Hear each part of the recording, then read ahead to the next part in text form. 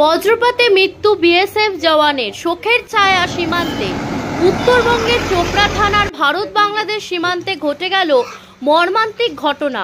সীমান্ত রক্ষার দায়িত্বে থাকা অবস্থায় বজ্রপাতে মৃত্যু হলো এক বিএসএফ জওয়ানের। মৃত জওয়ানের নাম গোলাম মোহাম্মদ। জানা গিয়েছে ধনিরহাট বিএসএফ ক্যাম্পে কর্মরত ছিলেন তিনি। সোমবার ভোররাতে সীমান্ত এলাকায় ডিউটিরত অবস্থায় আচমকায় বজ্রপাত হয়। সেই সময় গুরুতর আহত হন গোলাম মোহাম্মদ।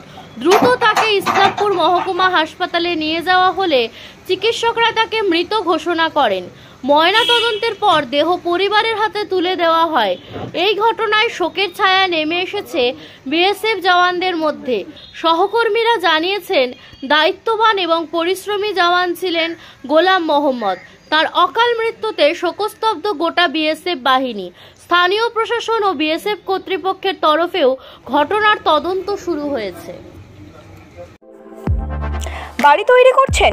নো টেনশন, এখন মোবাইলের মাধ্যমে ইট, বালি, পাথর, রড ও অন্যান্য নির্মাণ সামগ্রী অর্ডার করুন আমাদের ওয়েবসাইট www.buildingmart.co.in থেকে, আর পেয়ে যান আপনার বাড়ির দরজায়।